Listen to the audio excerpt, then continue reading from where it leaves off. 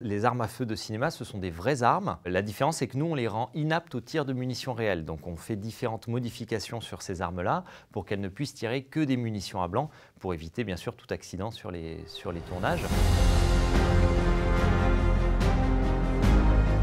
Je m'appelle Adrien Garcia, j'ai 27 ans et je suis armurier, mais un armurier un petit peu particulier puisque je ne travaille que pour le cinéma, le théâtre et la télévision.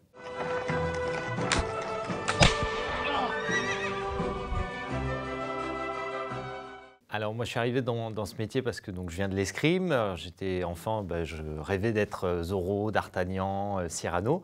Voilà, donc mes parents très jeunes m'ont inscrit dans un cours d'escrime sportive, d'escrime olympique. Et puis j'ai eu la chance en fait d'avoir un maître d'armes qui était un des premiers à pratiquer ce qu'on appelle aujourd'hui l'escrime artistique, qui est en fait l'escrime telle qu'on la voit au cinéma, l'escrime des films de KPDP. Et donc ensuite c'est l'escrime qui m'a amené au cinéma et c'est le cinéma qui m'a ramené aux armes, que ce soit les épées, les sabres, mais aussi les armes à feu pour le cinéma, le théâtre et la télévision.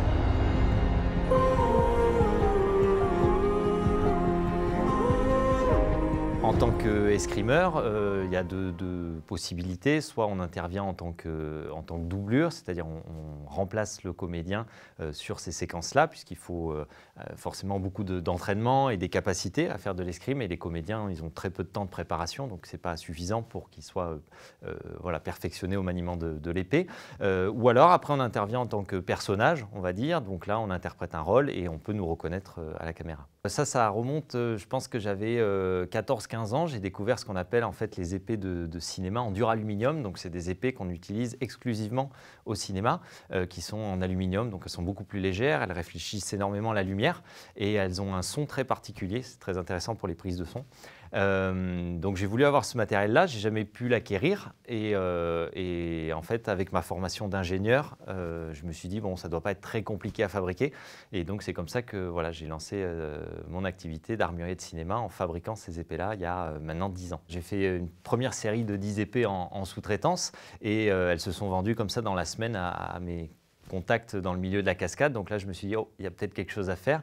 Donc au début, je faisais fabriquer ces épées-là uniquement pour la vente. Et puis, en fait, petit à petit, les coordinateurs de cascade m'ont dit, mais ces épées-là sont super, est-ce que tu pourrais les louer pour le cinéma? Et puis après, petit à petit, les sociétés de production m'ont dit, mais c'est très bien, on adore vos épées, mais on peut travailler qu'avec un seul armurier. Donc il faut que vous soyez en mesure de vous occuper également des armes à feu. Et donc voilà, maintenant, il y a 4 ans et demi, on a ouvert un département d'armes à feu au sein de la société.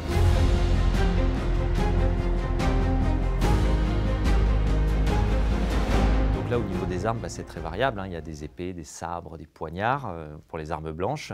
Les armes blanches, elles sont soit en acier, ça permet d'avoir des armes qui sont très réalistes, soit en aluminium pour les combats, les cascadeurs, soit des fois aussi en latex ou en plastique pour certaines cascades très particulières.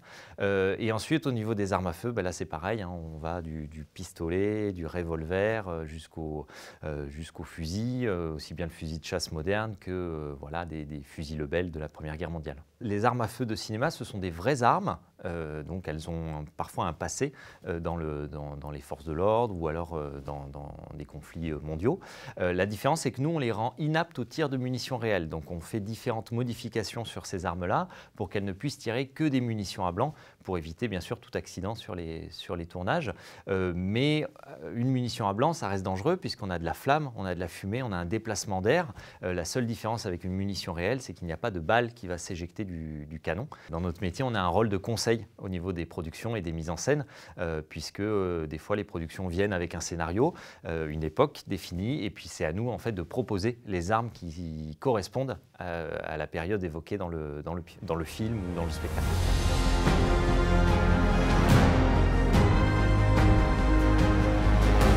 Là, dernièrement, nos derniers projets, c'est un très gros spectacle vivant qui s'appelle Raconte-moi la France. C'est 2 heures de spectacle sur toute l'histoire de France avec plus d'une centaine de personnes sur scène. Ça va faire la tournée de tous les zéniths de France à partir de 2025. Ça, c'est pour le spectacle. Après, au cinéma, il y a un film qui va sortir très prochainement qui s'appelle Toutes pour une. C'est l'histoire des 3 mousquetaires, mais revisité au féminin. Donc là, on s'est occupé de l'ensemble des armes sur ce projet.